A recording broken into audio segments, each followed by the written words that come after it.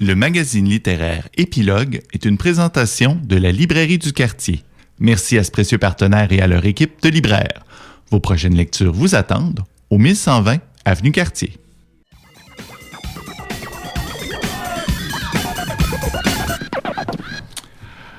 Si j'ai bien compris, Annie, c'est ta suggestion, il y a de la haine des Rita Mitsuko, c'est qu'il y aura de la haine dans ce livre dont tu vas nous parler.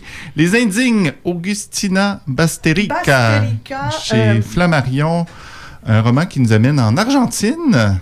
Oh, c'est pas spécifié. C'est pas spécifié. Honnêtement, c'est pas spécifié. Prémisse de base, il y a eu un quelconque cataclysme qui a quasiment éradiqué toute l'humanité.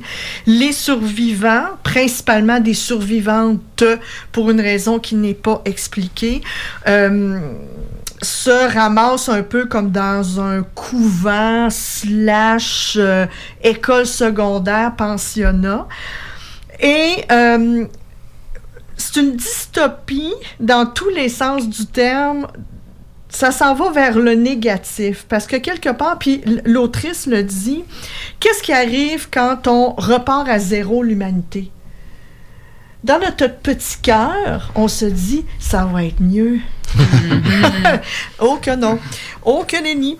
Alors, en fait, c'est ça, c'est que les Indignes, c'est qu'il y a une nouvelle société qui se crée dans cette espèce de couvent-là, où il y a seulement un homme qui traîne en haut de la... qui trône... traîne. Ouais. Bon, c'est un lapsus freudien très intéressant, mais bon. Il trône en haut de la pyramide et... on nous explique en beaucoup de pages comment fonctionne la nouvelle pyramide, les classes sociales dans ce couvent-là, les indignes qui sont en bas de la pyramide, les élus, les servantes, les illuminés, la sœur supérieure. Et chacune doit tenir sa place. Elle a un rôle précis à jouer. Et tout ça, c'est pour essayer de décoder les signaux que... Puis là, j'exagère à peine, là, les nouveaux signaux que l'univers nous envoie pour essayer de survivre. OK, fait qu'il y a quelque chose de la foi aussi ou du mystique. Oui, là. oui, Okay. puis la place de la religion, bon, telle qu'on la connaît aujourd'hui, la religion comme ça pourrait être, ou qu'est-ce qui se développe quand on repart à zéro? Mais quand on repart à zéro et qu'on a survécu, on fait partie de la gang des élus, là. Ben, c'est justement avec la rapture puis les oubliés, effectivement. Laisse-moi dire qu'effectivement, tout s'en va de guingois là-dedans, et d'où le lien avec la haine. C'est que le nouveau système créé dans le roman Les Indignes est vraiment basé sur la haine et la jalousie. La hiérarchie est tellement serrée, tout le monde veut monter parce qu'ils ont un petit peu plus à manger, parce qu'ils sont moins battus, parce qu'ils sont pas visités par l'homme qui trône au sommet de la pyramide la nuit. On entend beaucoup de cris, il y a des sévices corporels, physiques et psychologiques, de la mortification. Et c'est de voir aussi, puis je fais du taxi sur ce que tu viens de dire, Josiane, c'est une vision de la foi aussi, mais c'est une vision de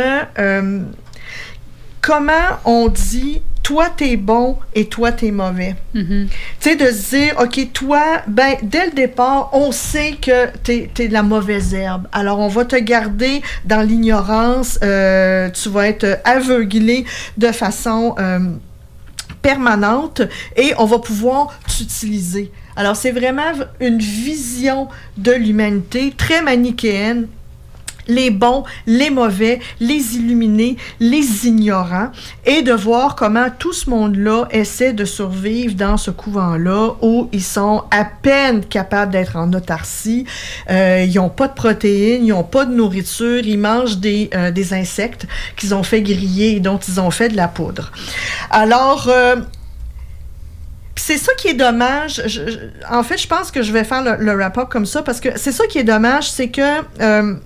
si vous lisez de la dystopie, c'est vraiment la création d'un monde X, soit parallèle au nôtre dans 5 ans, dans 10 ans, pour essayer de voir jusqu'où on peut aller dans notre vision de l'humanité. Et si c'est vers ça qu'on s'en va, oh, pelaille! Et c'est de voir aussi, comme on le disait, l'utilisation de la religion pour le contrôle, l'utilisation de l'éducation ou non pour le contrôle. Mais Annie, oui. qu'est-ce que ça apporte justement en lien avec ce que tu dis? Parce que il y en a eu tellement là, des dystopies, il y a tellement de science-fiction là, de nos jours. Où est-ce qu'on s'en va avec ça de plus? Nulle part. Puis c'est ça qui est dommage parce que tous les éléments sont là pour nous amener à une réflexion un peu plus poussée. Parce que quelque part, tout ce que je viens de vous dire, il y a plusieurs éléments qui sont très d'actualité. Fait que si on pousse, par exemple, la foi... magnifier le manque d'éducation, des ci, des ça, il va y avoir des dérives. On est à veille, justement, de commencer à avoir les dérives. Mais dans ce livre-là, ça va nulle part parce qu'il n'y a pas de trame narrative. Donc, il n'y a pas de révolte. Tu sais, parce que souvent, on instaure cette espèce de système-là oppressant pour qu'il y ait un personnage central porteur qui fasse une révolte. On pense à la Servante écarlate, par exemple. Tout à fait. Tu sais, il y a une organisation, tu sais, quelque chose qui s'organise là, pour contester un mouvement de résistance. On n'a pas ça du tout? Ce n'est pas le cas ici. OK. Il y a zéro trame narrative. Il n'y a pas un début, un milieu et une fin. C'est pas un roman, c'est un documentaire. Un genre de portrait. C'est un portrait, ça nous explique, ça prend une photo de cette nouvelle société-là. Carrément. Ça prend une photo de ce microcosme. Mais c'est juste ça. Tu regardes la photo et tu décris la photo. Alors, il y a beaucoup de pages, trop, à mon avis, où on nous explique les différentes classes sociales.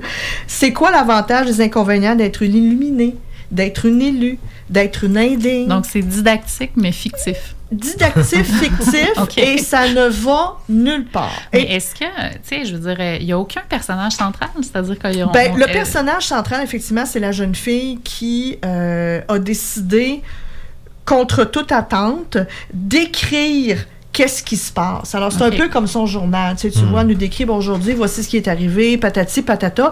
Et à un moment donné, c'est que le couvent, est entouré d'une espèce d'une grande muraille et tout. Et il y a quelqu'un de l'extérieur qui a réussi à faire une petite brèche et à entrer. Alors là, à ce moment-là, je me suis dit, il va se passer quelque chose. OK, élément déclencheur, il va arriver quelque chose. Que nenni. Non, parce que la jeune errante est tout de suite classée indomptable. On ne peut rien faire avec elle. Elle est enfermée dans une tour et on la laisse crever. On la laisse crever? Oui. Parce que ils ont à peine des ressources pour se faire vivre eux-mêmes. Ils commenceront pas à gérer quelqu'un d'autre de l'extérieur. C'est justement. Alors, c'est pour ça que on fait du surplace. Les seuls moments intéressants, parce que quand même, il y a certains points de lumière, il ne faut pas se le cacher, là, c'est que la jeune femme qui rédige ce journal-là se souvient de sa vie d'avant le cataclysme. Alors, il y a quelques paragraphes, quelques pages sur la vie qu'elle menait avec sa mère, comment sa mère était une femme indépendante, autosuffisante, puis elle l'élevait dans de se dire travaille avec ta tête, travaille avec ton corps, informe-toi et tout. Et c'est vraiment le choc des deux mondes. Puis malgré ce choc-là, c'est que la jeune femme ne fait pas d'analyse sur qu'est-ce qui est arrivé, comment moi, tu sais, un peu ton affaire de révolte, comment je peux utiliser mon enfance, puis tout l'apport de ma mère pour essayer d'améliorer les choses. Elle est complètement au neutre. OK. Est-ce que c'est bien écrit? On cherche, là. On cherche les trucs. Oui. Oui, évidemment. Oui, évidemment, c'est une traduction. Mais ça se lit tout seul, c'est bien écrit, il n'y a pas de questionnement, c'est très clair ce qu'on nous explique, mais on ne fait que nous expliquer.